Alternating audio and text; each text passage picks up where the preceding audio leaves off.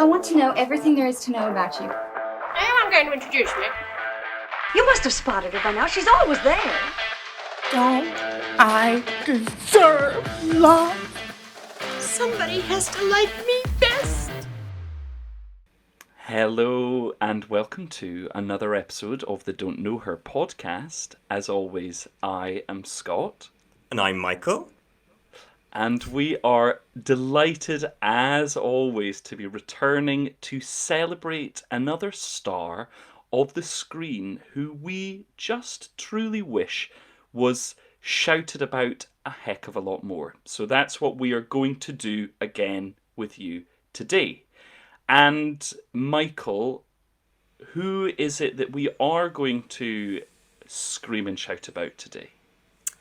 I am really tempted to actually scream this name, but I won't, to save your ears, listeners. Go on.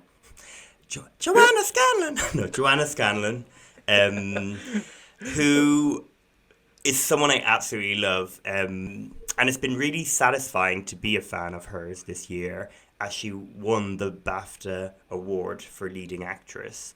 You know, nominated against Lady Gaga, against... Who? Exactly. Who? No, she's properly deserved that award. It deserves so many more awards for After Love and arguably some of her other work. She's someone who I've known for a long time because of her work on TV.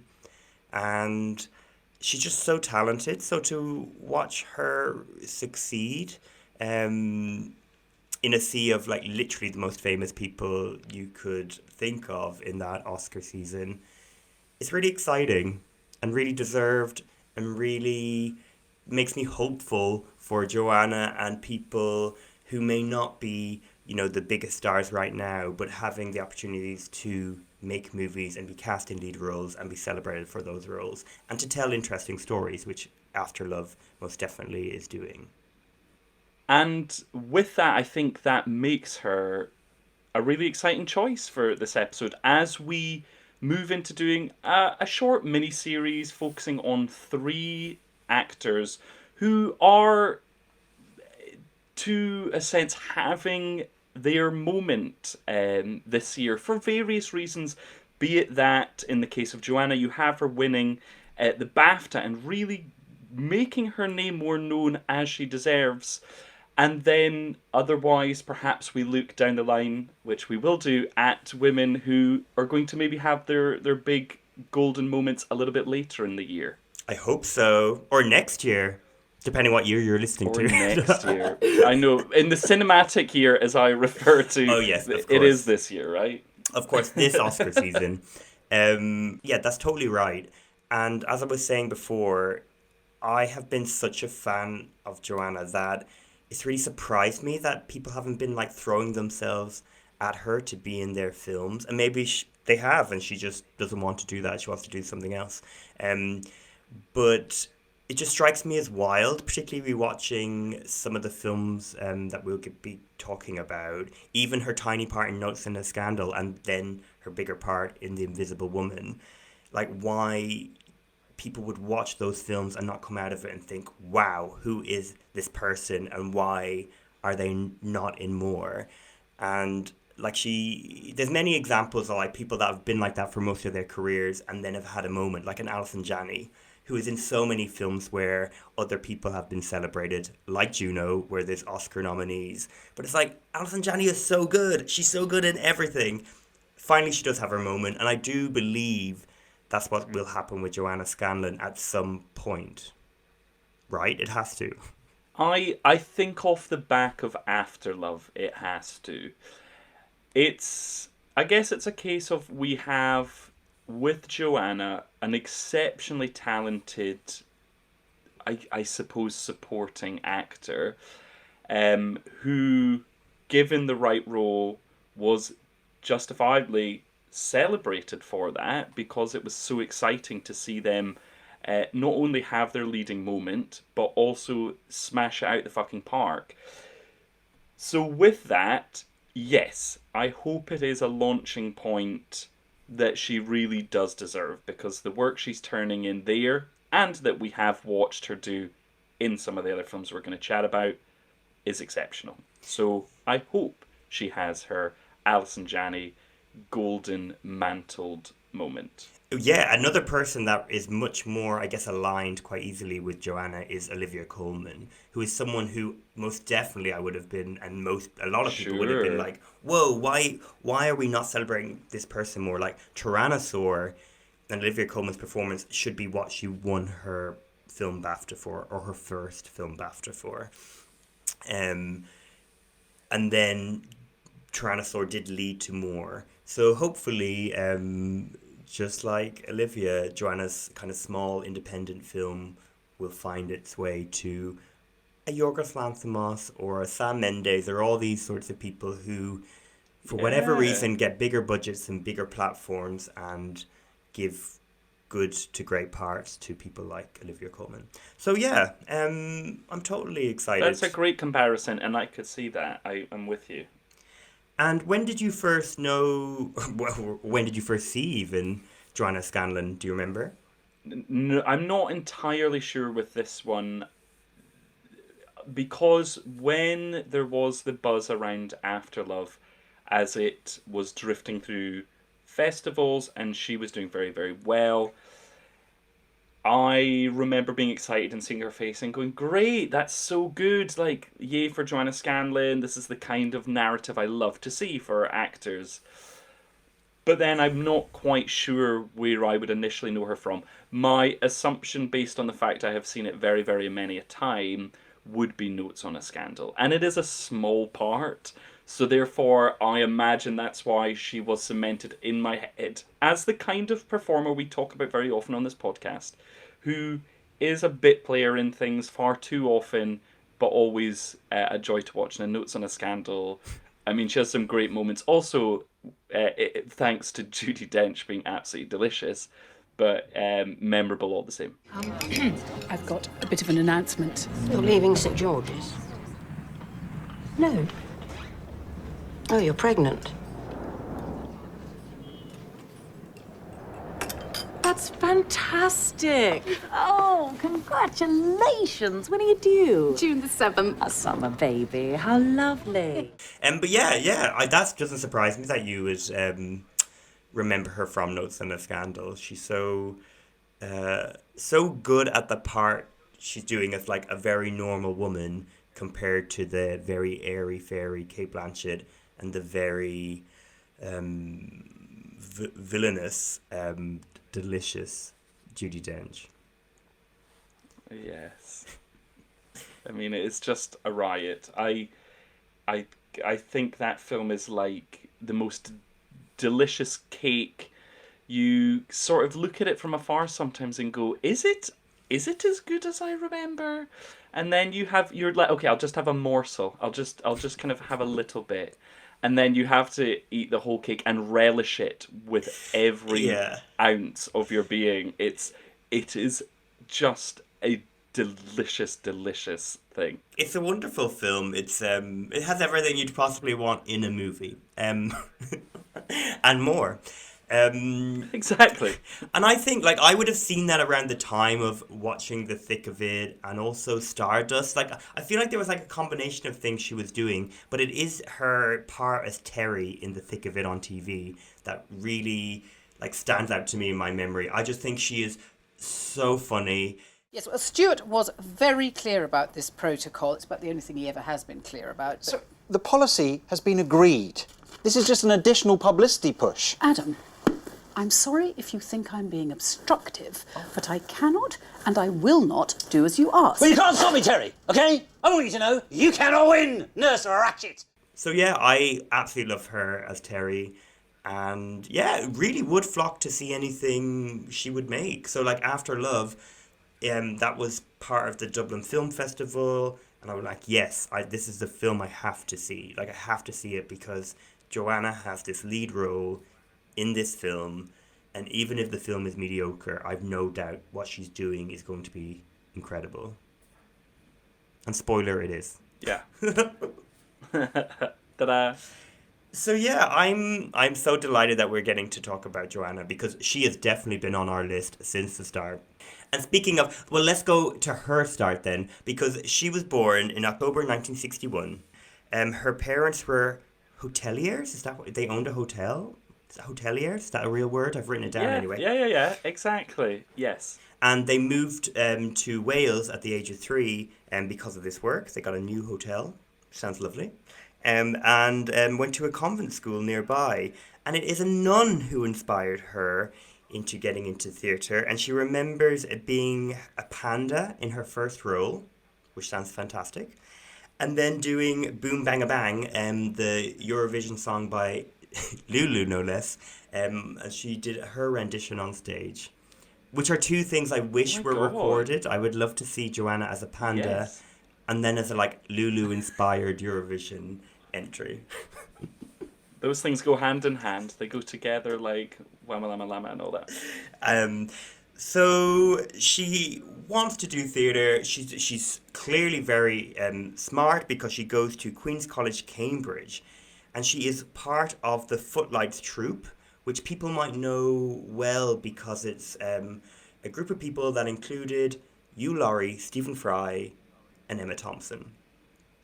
It's interesting to see what Joanna says about this, though. She basically says she didn't fit in very well. So she says, the first year I arrived, there was Stephen Fry, and that was probably the ultimate year of the Footlights troupe. I felt my suggestions and ideas didn't sit right. I remember writing this sketch about a children's sex education book, and I remember everybody sort of going, that's a bit rude. So it was okay if you were being clever about politics, but to be too earthy or sort of what I did of as womanly didn't fit. So that's really interesting. Like it basically was Yeah.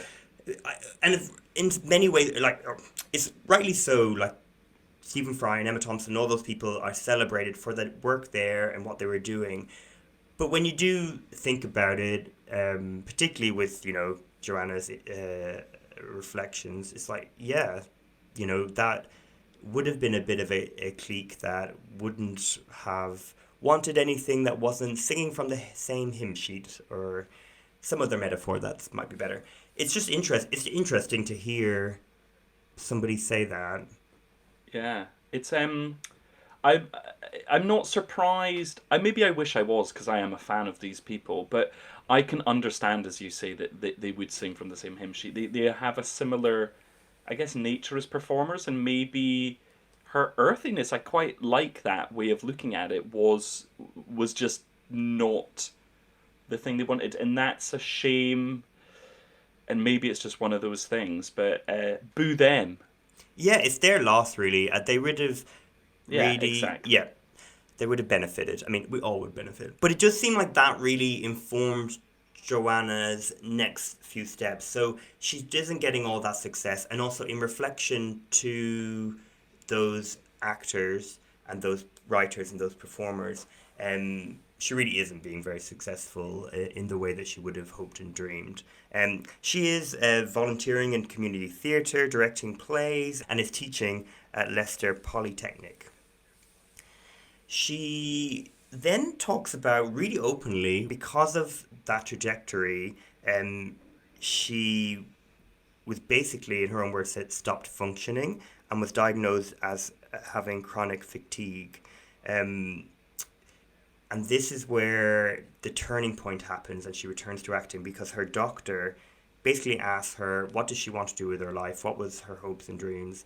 She says acting, and the doctor, according to Joanna, says, if you don't go back to that, you'll be ill for the rest of your life. So Joanna decides to stop the teaching, stop all that, and to go full hog into acting. Gets an agent, appears in TV shows such as Spaced, My Family, Peak Practice, and just keeps working. She is also writing and making her own work, as we will know, but her feature film debut comes in Girl with a Pearl Earring in 2003, which people might know best because it is Scarlett Johansson in a year where she also has Lost in Translation and Colin Firth, and she is the muse for Vermeer, played by Colin Firth, as he paints the girl with the pearl earring. And Joanna Scanlan's part is of, I don't know if she's one of the maids or the head maid of the house, and she basically is running the ship. And depending on what the story requires, is being very helpful to Scarlett Johansson's character or being quite devious. You took your time. Lose your way, did you? Young mistress is out this morning. I'm to show you round. But it's a fun part and quite prominent in terms of, like, we're set in this house and she's there quite frequently. She's fun, basically. She's kind of also like an extra from Les Mis, which, I mean, is a good and a bad way. But that's not her fault. That's what the film was requiring of her. But it is TV, so think of it, as we've said, 2005 it starts, and it is a huge success. And that continues for many years till 2012. And in between that, No Son of Scandal, 2006, Stardust in 2007, as one of Michelle Pfeiffer's hench people. Would you say hench people? Is that the right word? I thought they were all like sister witches. Yeah, but they're like secondary to her. Do you know what I mean? Well, it's because it's Michelle Pfeiffer. You're seconding Joanna Scanlan now. I'm pretty sure they're sisters. Oh my god. Also, Sarah Alexander is the other. They are sisters, but in the same ways, like in Hocus Pocus, like Bette Midler is like. Oh my god. She is going to take up the energy. Well, I don't think that's a bad thing to be secondary to Michelle Sarah Pfeiffer. Jessica Parker and Kathy Najimy as hench people. Oh my god. Also, does hench mean like buff? Not in this context, but maybe that's where it comes from. Okay, well, I'm sorry. They're not hench people in any way. They are supporting the main witch and having a great time, having great makeup, having great, in terms of being really like old and haggard, and then finding youth. It's fun.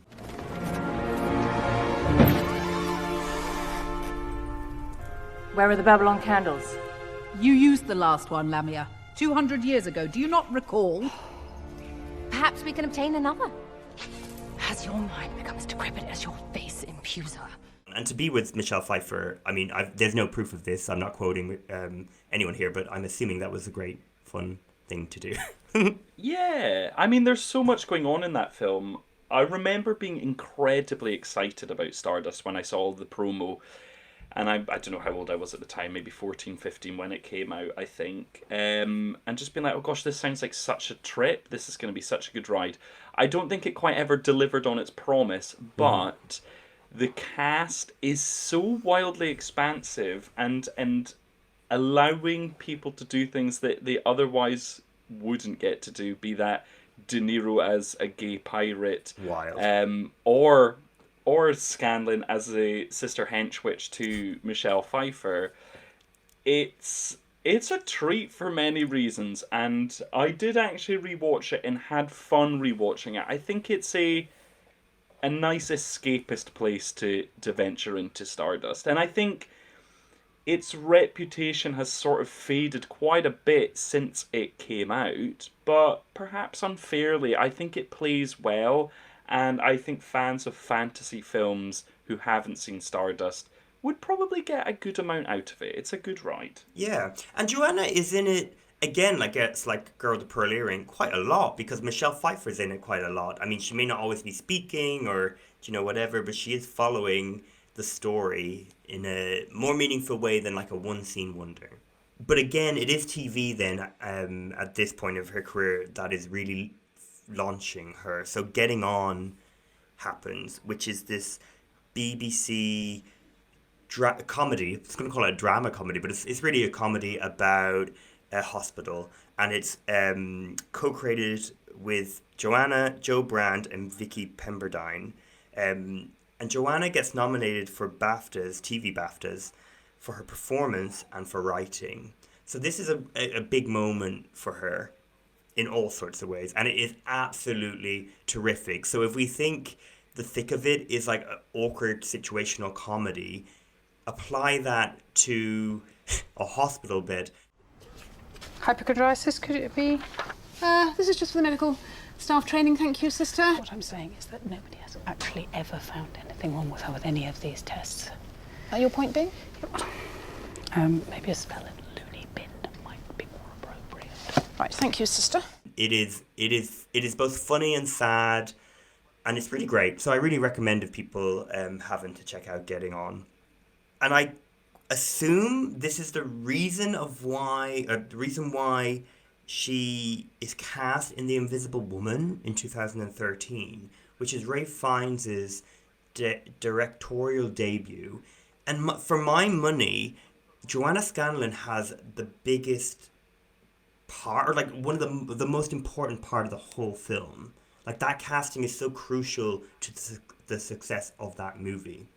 I would say so, yes. I think The Invisible Woman by title is leaning towards being about another character, but it very, very neatly suggests the place that Joanna Scanlan's character has within this world. So The Invisible Woman tells the story of author Charles Dickens, I think around his mid-40s, and we come across him through a young actress played by Felicity Jones. Oh my god, I love this game. I was like, oh, why was that stumbling out of my mouth? I love Felicity Jones. And sorry, I should say that Charles Dickens is also played by director Ralph Fiennes in this case. And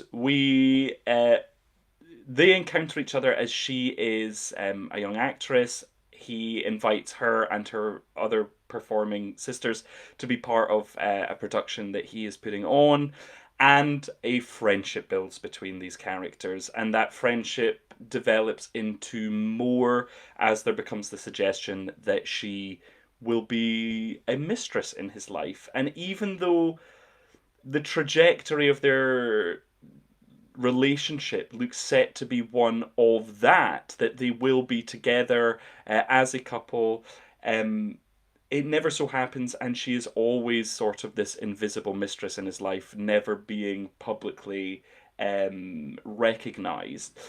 Joanna Scanlan is Charles Dickens' wife in here, and exactly as you say, there is so much put on her shoulders as this character for us as an audience to navigate the complexity of what is going on here, which is a man in a relationship, which I guess is not where it ought to be, but a man getting to make those decisions about casting certain things aside or not because he is Charles Dickens, and she, as in my mind, kind of the invisible wife. But certainly not invisible within this film, because the performance is really, really terrific. The moments of her watching on, observing her husband with deep sadness in her eyes and the way she holds herself, you can tell that she is a person who has been sidelined and backgrounded for probably the majority of her married life. You can tell that there is time in this too. Why are you up so early? I must go to London. Now? There will be no train. Well, then I shall walk. It will take you all day. Oh, then it will take me all day. And scenes that she shares with Felicity Jones, warning her of that becoming a potential direction for her, is really quite something to watch. Yeah. Joanna Scanlan is absolutely, as you described earlier, the MVP of this film. And this is an outstanding performance and a very important performance within the film. Yeah, I mean, this film, and an actor you have not mentioned who is in it, who I also would nearly watch everything she's in, is Kristen Scott Thomas, who plays Felicity Jones's mother, Dame Kristen Scott Thomas, I should say. And yeah, Joanna is the MVP. It is Joanna's part in it that makes me really engaged, because it's by far the most interesting, because to watch like Felicity Jones over Charles Dickens, and to see Charles Dickens by Ralph Fiennes kind of abuse his power are all things we've seen before in other films. But I don't think we've ever really seen this sort of part with Joanna Scanlan, or at least I wasn't expecting it in this sort of movie, in this sort of time period. Because, yeah, as you say, this is a wonderful moment where Joanna is speaking with Felicity Jones. In those early years together, I could not fail to be impressed. But you will find that you must share him with his public. They will be the constant. And in truth, you will never absolutely know which one he loves the most. You or them. I do not believe he knows himself. Like, she is not this stereotypical sort of wife who is angry, who wants, to hold on to everything's dear because she's afraid. She seems to be aware of what's happening around her, accepting it, wishing the best for people while understanding, or maybe resigning to the fact that she doesn't think she'll ever have those things herself.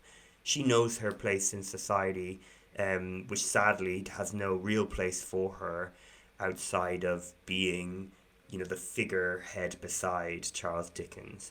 I just found it so beautiful. It's something she does again and again, where she can be really incredibly cold, and then within a split second is incredibly warm. And it's wonderful. I really like it from the moment we see her when they're watching the theatre performance, and she kind of is very clearly uncomfortable, but is also there to support her husband.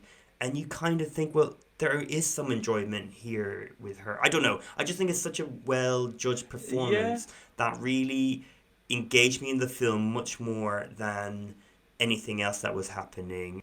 Yeah, it's a really, really heartbreaking performance if you think of those people that you might know in your own life who are in really shitty situations but accept it and allow it to happen. And she plays that incredibly well. So yeah, I agree. It's worth it at the very least for her. Yeah, and it really surprises me that she wasn't talked about more in terms of awards for that performance, but perhaps the film as a whole was kind of ignored, so it's not that surprising. Yes, I would say so. I think there is something about maybe films from this time of this kind of subject matter and tone. It does have a sort of dreary, unappealing veneer to it. It is more than that, though. There is actually a lot more to it than that, but it definitely comes across as something you don't want to watch. For sure, and it does take a while for it to even move away from that sort of tone. Yeah. But yeah, I agree. It is interesting, though, because she gets these amazing reviews for this film, and a lot of people are picking up how good she is in it, and comparing her to Felicity Jones, Ralph Fiennes, and Kristen Scott Thomas, who are three of the most celebrated British actors of the last while. It doesn't lead to the big roles that we would have wanted, but she does go back to TV and works again with Vicky Pepperdine, co-creating and co-starring in a show called Puppy Love. And then she also becomes part of a British institution in the third Bridget Jones's Diary film, Bridget Jones's Baby, in 2016, as the horny, very sexually liberated woman who is the hair and makeup stylist for whoever's leading Bridget Jones's TV show. I honestly don't know the details of this, but she is quite fun in a very, very, very small role. Gangbangs? Ooh, we like to do that. I know a smashing little club around the back of Berwick Street. Chance would be a fine thing. Oh yeah, it's a small role, but she gets to have some of the most playful moments of a film, which is full of kind of playful, silly set pieces. Yes, it's a good one. Bridget Jones's Baby is a good film. I think Emma Thompson in particular did a good job in managing to reawaken that series a good amount of time later. It could have easily failed, and I really don't think it did. Did Emma write it? Or are you talking about her performance as the Emma Doctor? Thompson wrote it. Okay, I didn't know that, yeah. Because I thought you were just claiming she was so good in the film, in her tiny part as a doctor, that she saved it. It's like, are you trying to counteract the bitching we did earlier about her? No, I really enjoy Bridget. Oh, so do I. Baby, I just didn't and realize I've she always got co-wrote time it. for Renee. Renee, absolutely, Yeah. absolutely love. I love Bridget, and I'm all for Bridget Jones 4. All for it. Sure.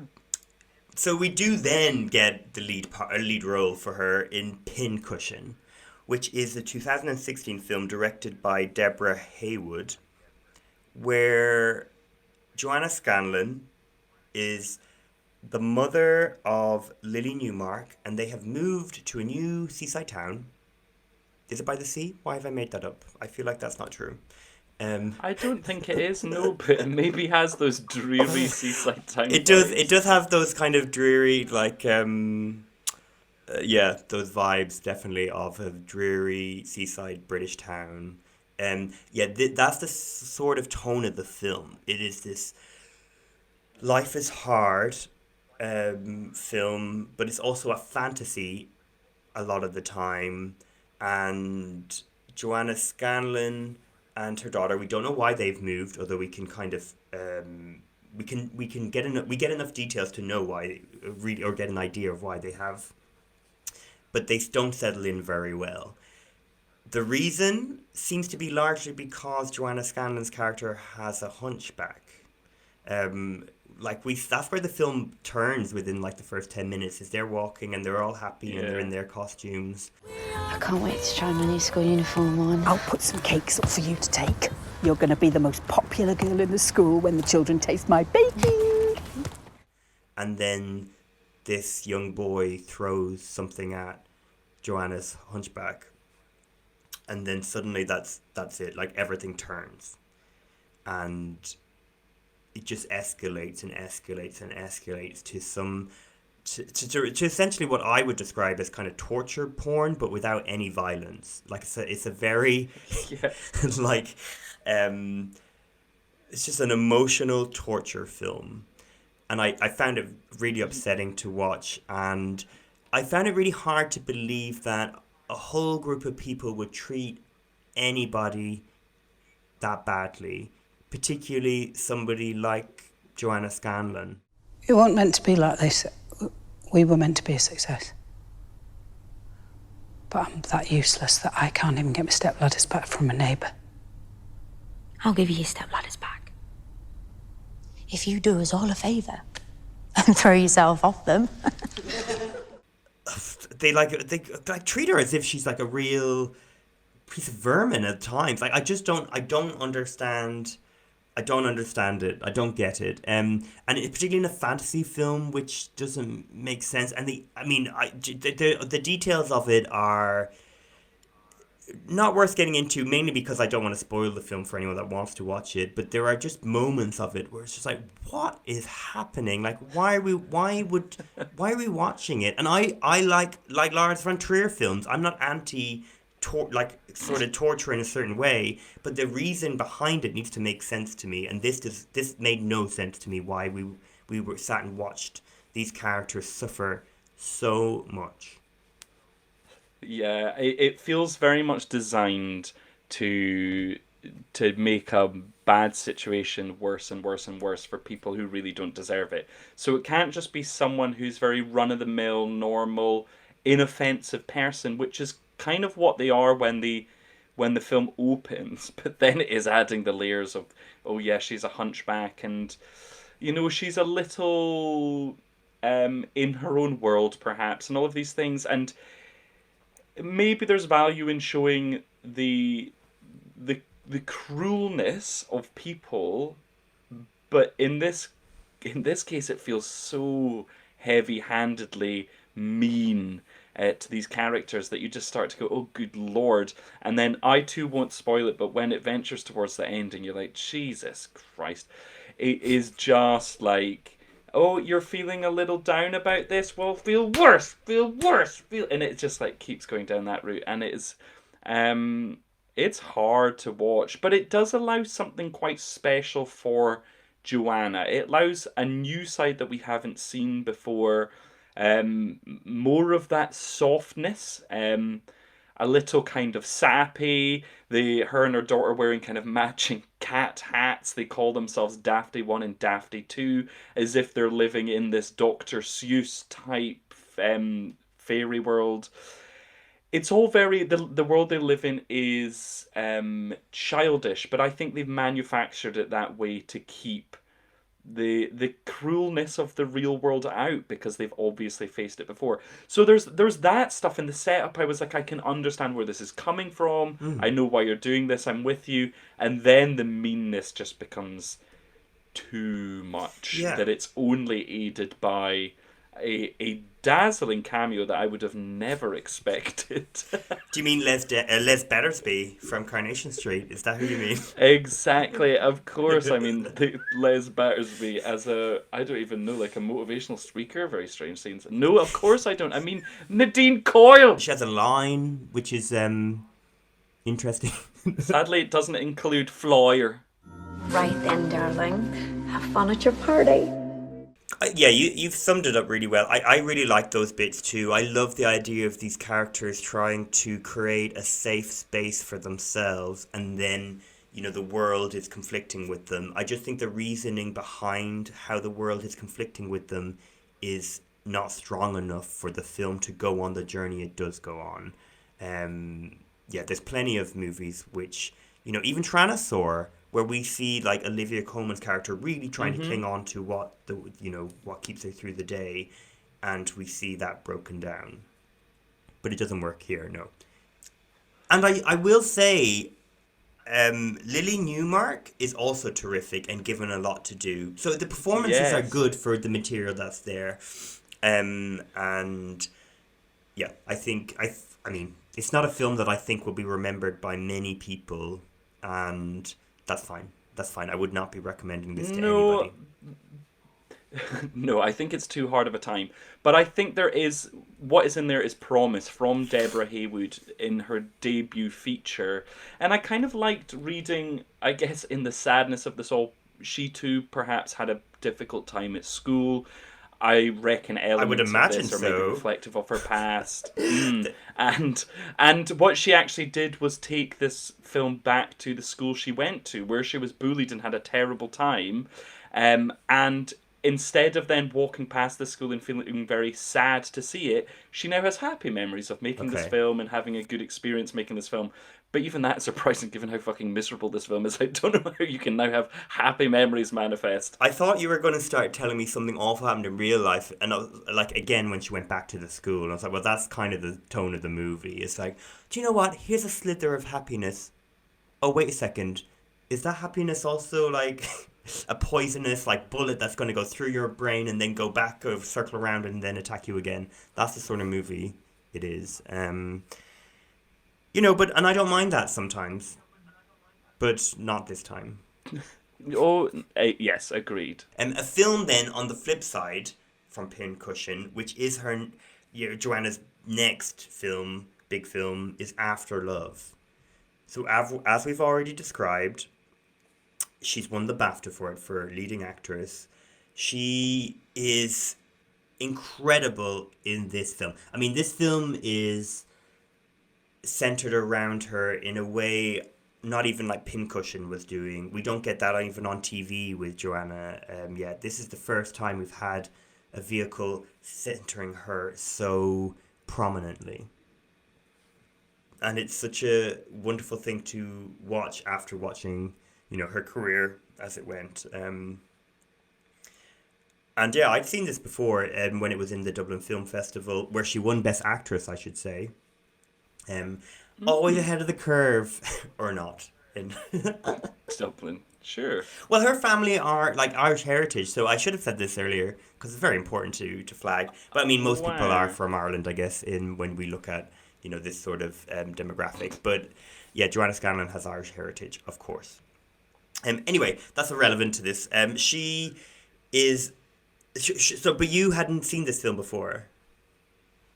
No, I hadn't seen this film before. It was very much one that was on my radar during festival season. It played at London Film Festival, but it was during the COVID year So I think it's one that just escaped me, really, because I wasn't going to the cinema as much, or I was watching other things. I'm not quite sure, because to me it now seems barmy that I let this film pass me by at the time.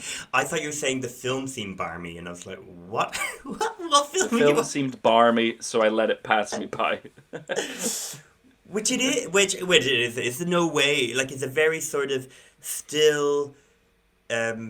Still sort of film that's following a character as they go through quite a monumental shift in their life. So Joanna Scanlan plays a woman who is married to this Pakistani man. She's converted to Islam from a very young age, we discover, and they're making, or she's making tea while he takes a seat in the opening, and then he dies. Tragic, like you see this on her face as we cut directly to her afterwards with the family around her. She's like still, the camera's like pulling focus towards her, and you just see all this kind of, well of sorrow and sadness and confusion and shock. And I just think that's like, so from the off it's like, whoa, this is incredible. This is incredible that this film has been structured to allow this actor to give so much. How we watch this character move and interact in their world is how we learn about them and the story. So the film really is quite almost silent in terms of following Joanna until she finds this phone, and it opens up a bit in terms. It opens up because there's these messages on this secret phone that her husband has hid from this unknown woman who lives in France, and suddenly things start to quietly unravel. None of this is like over the top or melodramatic or anything like this. This is just like an average story. Like, if this is happening to you, this is how I feel like I would react to this sort of situation. Well, with more drama. Who am I lying? I'd be screaming. I'd be screaming the house down. But she, turns up at the house to find out about this woman in quite this, like, there's this wonderful scene beforehand as well where she's looking at a mirror, and we've not really heard this woman speak, and she's like, "My name's Mary. Hello, I'm Ahmed's wife. Hello." Like, she's already questioning, like, what is my purpose? Like, what am I? Like, who am I? And then when she meets this woman, she's taken aback and then is suddenly cleaning her house because she's been mistaken as a cleaner. And she finds out that her husband had a son with this woman. So the film follows this really interesting journey of multiple characters, their relationship with this man who is now deceased, and how his lack of presence has impacted them. But really the main focus is like, who are these women? Like, what is a family? Like, what happens next? And how will these characters deal with the next steps? And I mean, that is also my interpretation. I think it's the sort of movie you could watch and have a totally different version of what you would get out of it. But to me, it was really striking film about what is family and what is like being connected and what is support and what is, it opens up like this box, which I think is really glorious, because it's definitely not your kind of typical family dynamic, in terms of, a stepmother and a son and a mistress and all these sorts of things. These are not the sort of characters you expect when you hear those words. I just think it's really beautifully realized. I just think it's a really interesting story, beautifully performed by all of the actors, including Talid Chris as the son, and Natalie Richard as the Genevieve, who is the other woman that's living in France. I just think it's really like this delicate, semi-joyous, semi-heartbreaking film.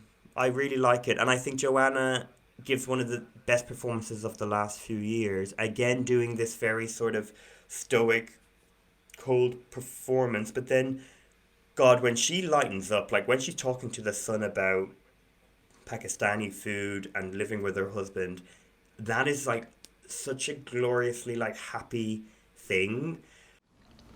Take a little piece. Right. Like that. Just a little bit, then. And then you use your thumb, these 2 fingers. That's it.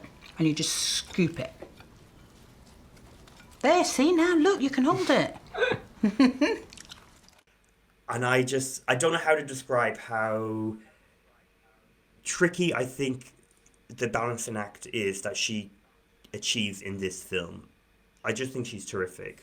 Yeah, you're absolutely right. What I would add to it, beyond what you're saying, that for you it's sort of about family, for me it's sort of about pride and pride in family or relationships or whatever it is, and in her encountering this incredibly troubling and difficult information, but still having that pride that she was his wife. That's very important to her. It's very important to her identity, and it has informed a lot of her life. And therefore, when she's talking about stuff like the food, the pride and the warmth that comes through about that, when she's talking about what she sacrificed and gave to her husband by converting and all of these things, she thinks that's something that only she could do. So it creates this almost combative air between the two women, but not done with her intending to create conflict.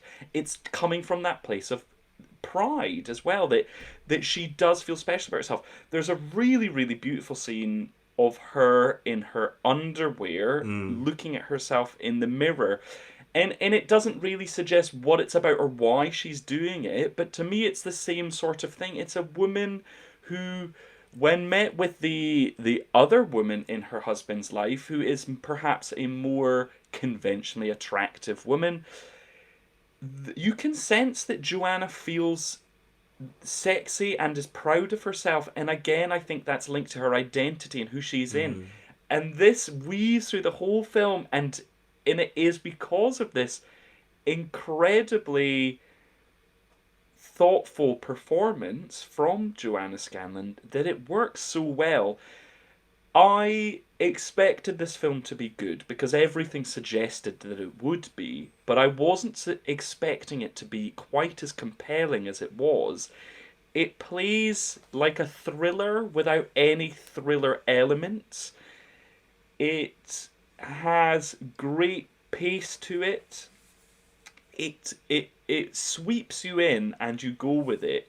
And that is because of great writing and great performances by a cast, and a premise which I haven't really seen explored, and especially not from that angle, but it is this performance at the heart of it that really sets this thing alight. It is a work of magic by Joanna Scanlan. Yeah, and it is so rare for a non-Oscar nominated performance to win an acting BAFTA. So, and we'll get back to that in a bit, because it might have something to do with the quiz. But it is interesting. Like, there's a reason why people that watch this film could not resist the urge to reward Joanna. Yeah, completely. Because of moments that will sear themselves into your head, because she is just delivering at such a high level. Yeah. And no doubt we will also see great work from the director, and hopefully together. Like that, so. I was hoping that I could find some sort of rumor or something. Not that I guess the internet is focusing on these two people, but I was like, that surely makes sense that they would be trying to reunite these people, or at least get them both in different exciting projects because of this piece of work. Because I think it's a real combination of his ability to understand her strengths and creating this character and creating this vessel to showcase that. For sure. Sure, you're like, no, it's all Joanna. There was no director, there was no cameras, there was nothing else. Joanna turned up and it just happened. Which is fair enough. Yeah. I believe that too. And excitingly, like, Joanna hasn't many projects, or film projects anyway, on the go, it seems, at the moment, although who knows, perhaps she does, it's just not been revealed yet. But she does have a film called Wicked Little Letters, which will star Olivia Colman, Jessie Buckley, Gemma Jones, and Eileen Atkins. in a film by Thea Sharrock, who is a very celebrated theatre director. And it's about a residents of a town receiving obscene letters from an unknown source, and they group together to try and identify that source. Oh my. So what more could you want? I mean, a film with Jessie Buckley and Joanna Scanlan and Olivia Colman is my dream. If you threw in like Fiona Shaw and Imelda Staunton, I think I might, and Ruth Negga, I could die happy. Well, absolutely. So I think I'm just delighted to hear any of those people working together. That's wonderful. Or working at all. Or working at all. Although Jessie Buckley and Olivia Colman cannot be stopped in a good way, so that's great. No. So yeah, that is Joanna in a nutshell. And I've been so, like, it's so interesting to think about her and to think about, you know, what is possible, what could happen, what should happen.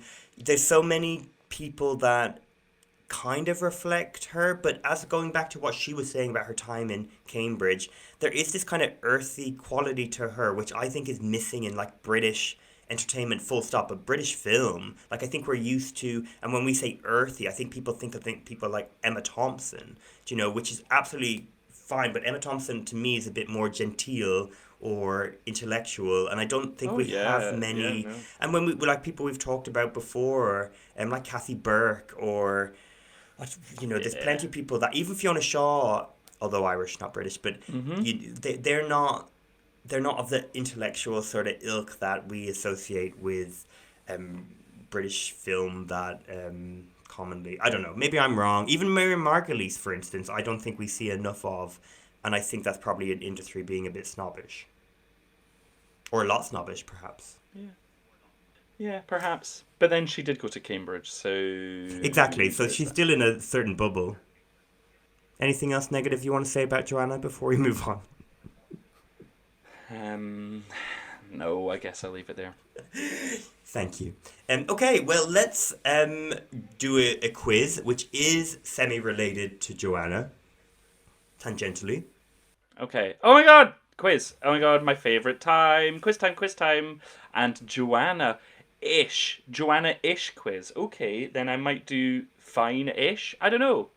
Well, it's not really to do with Joanna, but it is to do with awards. So, like I was saying earlier, over the last few years, BAFTA have been very keen to follow an Oscar trajectory, which has resulted in most winners being either Oscar nominees or eventual Oscar winners.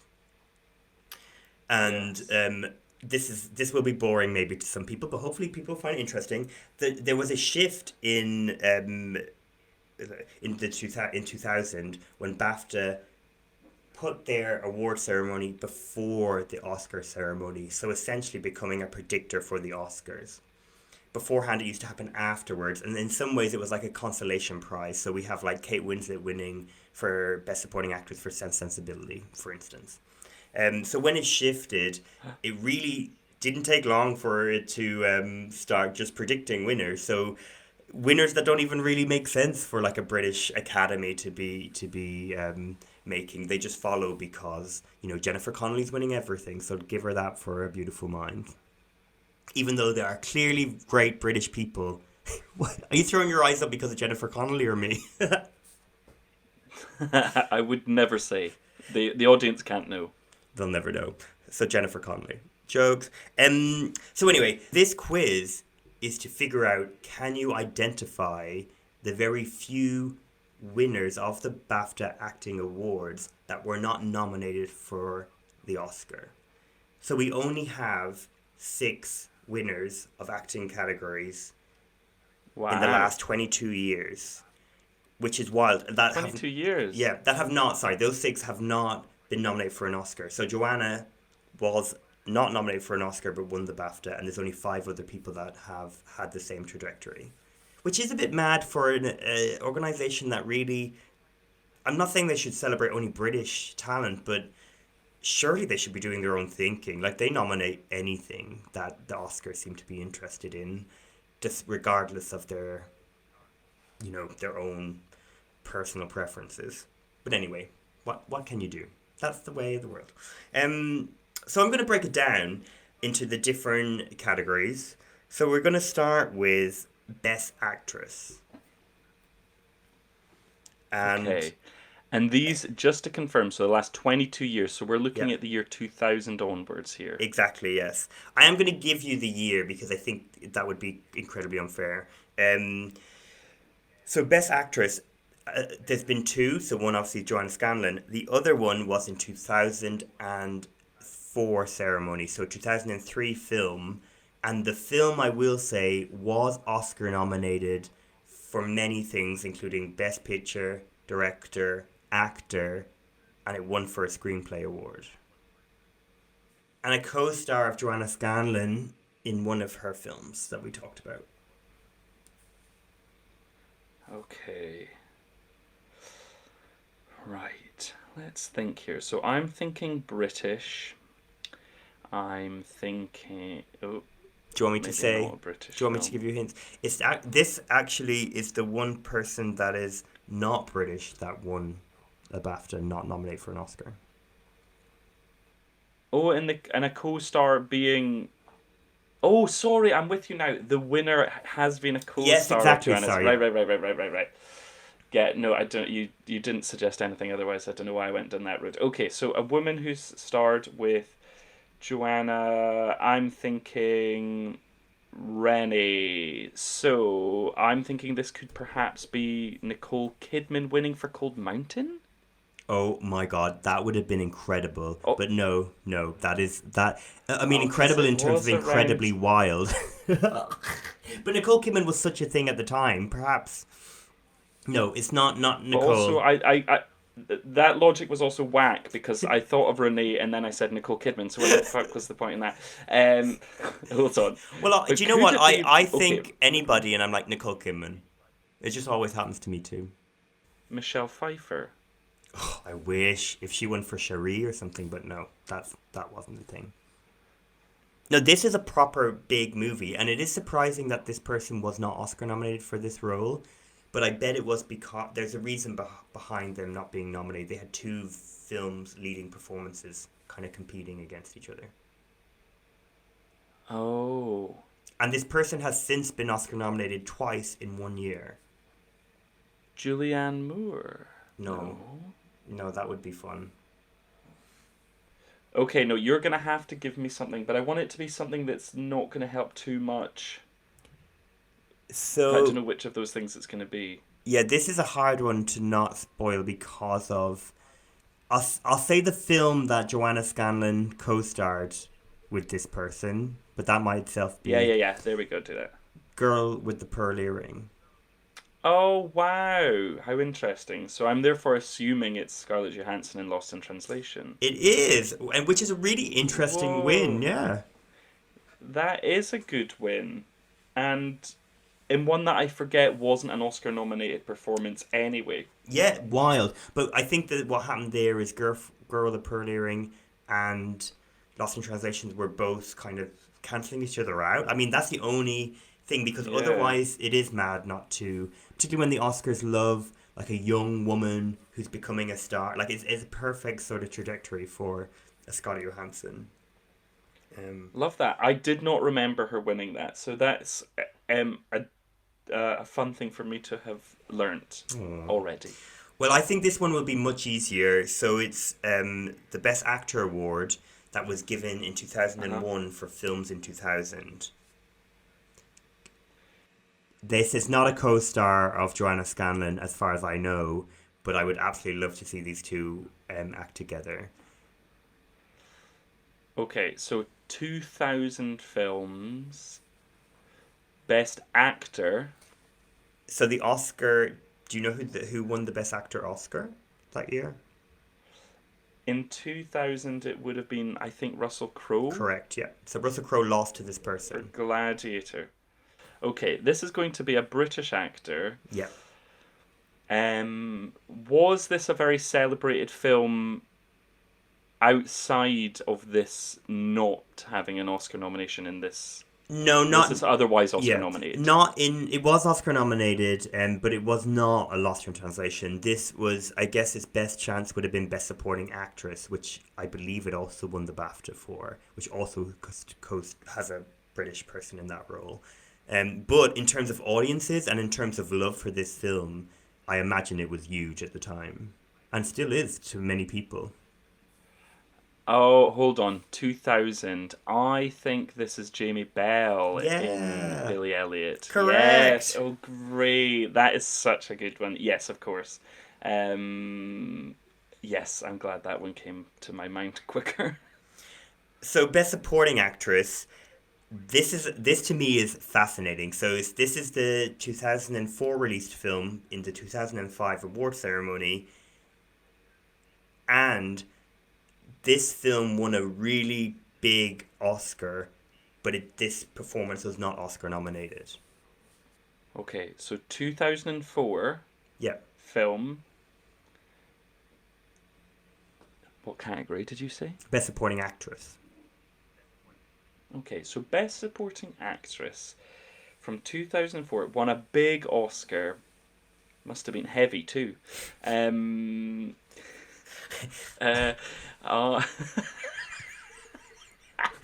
fun. Well, I guess when I say like won a big Oscar, you could be one of those people that try and steal one of the the marionette things that are. Oh my god, yeah, you could have filmed the set dressing, yeah. Okay, 2004. So if we're looking at the Oscars in 2004, we are then looking at Crash. Yeah, we're looking at Crash. Oh, are we? Fucking hell, here's a Crash then. Okay. So it is literally Crash as the film. Fuck. Okay. Best Supporting Actress winning a BAFTA. Who the frig would have won a BAFTA? Oh, maybe Thandie Newton? Correct, yeah. And I remember her great. winning. Yeah. I mean, again, not a film we've talked about before. My God, who was in that film that we talked? Why do we have to talk about that film? Brendan Fraser. Oh, of course. And she's one of the better parts of it in terms of her performance, not her character, but her. Yeah, her performance is very strong. So, I can get behind that, and yeah, it's exciting for Thandie. Great. And to round this off, there are two winners of Best Supporting Actor who were not nominated for Oscars, and I'm gonna start with the later one because I want to save the other one for the very end. But the later one was for a film released in 2003 and won in 2004 award ceremony. Best Supporting Actor we're talking about. 2003 film Best Supporting Actor. I'm just going to charge in and guess if we're thinking of accomplished Brits in that year where things were winning big. I'm going to say Ian McKellen for Lord of the Rings. That's so funny. I hadn't really clocked that was Lord of the Rings here. No, this makes this win even wilder. This is a wild win. This is a sort of win of, I can't think of another example of like people just loved this so much that it happened, but a specifically British thing. What, so the film or just this performance and story? The film and the performance, because the performance is, even though it's supporting in a big ensemble, it is probably the one people come out of the film thinking of. Like, this would never be near the Oscars. Anywhere near the Oscars. Okay, so the film would never be anywhere near the Oscars. No, and I mean, that's because the Oscars wouldn't deal with this sort of movie, perhaps. But also, I think if we talk about quality, I just don't think. Maybe one other performance could be, but no, I wouldn't say so. Okay, so a big British ensemble film from 2003, which people had a lot of love and time for. Yeah. Okay. Was it a contemporary piece or a period piece? It was a contemporary piece which now feels very of its time. Interesting. And also, like, starred anyone anyone white you could think of. No, I'm joking. There probably is some diversity in it. Actually, I can think of a really great actor that's in it, but it's underused. We're not talking We're not talking Harry Potter here, just to check. No, but I would love if Alan Rickman or someone won. Yeah. No, that's not. No, this is Oh because my I think days! Go on. No, I feel like this must be Love Actually, and if I'm thinking of someone from Love Actually winning, and I don't know the answer, but I'm guessing Rowan Atkinson, which feels mental if it is. No, Bill Nighy. Okay, good, because that would be... Oh, of course it would be Bill Nighy. Oh my god, that is so... And that is great. That is wonderful. Isn't it? What a fun performance. And this is what I would love BAFTA to do more of. Like, screw the Oscars. It makes sense that Bill Nighy is not going to be Oscar nominated for Love Actually, but it does make sense he wins a BAFTA, so let it happen. Let it snow. Isn't that his song? Let it... No, what is it? I can't even remember what he covers. Love is all around. Oh, Christmas is all around. Christmas is all around us. I love it. And it is a good performance, yeah. Sorry, and then... Oh, it is fun. That is great. Last but not least at all is maybe one of my most excitable moments watching the BAFTAs is the Best Supporting Actor winner from the 2002 award ceremony, so for a 2001 film. And this was an Oscar player, this film, but this performance, for probably because of various reasons, was not Oscar nominated. Okay, 2001 year, it was an Oscar player, so this is A Beautiful Mind year then, it must be... Is it going to be something like, okay, 2001, I'm going to just throw a guess and say, like, Jim Broadbent in Moulin Rouge. Yeah, that's exactly what it is. Oh, whoa! Oh my god, is it really? Jim Broadbent's name came into my head for other films, and then I just realised that Moulin Rouge was 2001. Oh my god, that's fabulous. Isn't that wonderful? So, like, he wins the Oscar for Iris, but the BAFTAs are like, nah, we're going to give him it for the better performance, better film. Well, that's exactly what I was just thinking. I was thinking Iris, and I was like, well, no, he won the bloody Oscar, so it can't be that. That is terrific. Yes, oh my god. And it's such a good performance. That is a gem of a performance. Yeah, exactly. Well, you know me. I could be singing the praises of Moulin Rouge all day long, but I think Jim Broadbent is incredibly special in that film. So yeah. Oh, well, you have got all those right. We did start with a tricky one, but we made it to the end. I'm not sure I even understood the game, but we are here at the other end of the game, and you are a winner. Well, it was a joy to learn. I feel like it was so good to hear that some of those people won BAFTAs that I hadn't clocked before. So thank you for enlightening me. You're very welcome. Yeah, and BAFTA is going through an interesting journey because it's using... nominees from like a kind of popular vote of the whole branch of whatever category they're looking at, while also having a jury vote on the other selection of nominees. But really, so far, that's kind of just resulted in the same people kind of winning. It doesn't matter. But the nominees are more interesting. But yeah, anyway, we'll see what happens in the next few years with BAFTA, because maybe they will keep moving kind of away from the normal Oscar stuff. Yeah, it's such a bore when folks like us do commit a lot of our time to following these things and watching them. It's not that we don't want or need the same things to win because it's boring. It's also like they don't often deserve it, so it's more exciting to see variety. For sure. And in some cases, like this one, in Joanna Scanlan's case, perhaps the most deserving person or winning. It's great. Yeah, and I mean, there is a flip side, I should say, to all of this, in that there are cases where, say, an Olivia Colman wins an award, everyone hears her speech and everyone's like, oh my god, this wonderful woman, and no doubt she does get some extra nominations. So it's less about BAFTA following Oscar and more BAFTA doing their thing and informing the Oscars. But I think mostly they are following the Oscars. So it's interesting. Yeah, I agree. Anyway, this is all the boring sort of stuff that me and Scott talk about non-stop offline. And we love it. Non-stop. We didn't pick a prize, but I don't know if there's something you want to claim now that I'll take one of the big heavy Oscars, please. I love it. I can imagine your room now, and you just have like a huge Oscar behind you. Love it. Oh, there would be no room for me, but I don't know that I would be too sad. No, or you could carve it into a bed. That would be so much fun. Imagine having a one night stand and you go back with them, and this bed is like shaped like an Oscar. I'm like, wow, I didn't see this going much further, but now It's like marry me. So to round this off, have you got a specific wish that you want to share about Joanna's future career? Yes, I would love to share a wish for Joanna's future career. So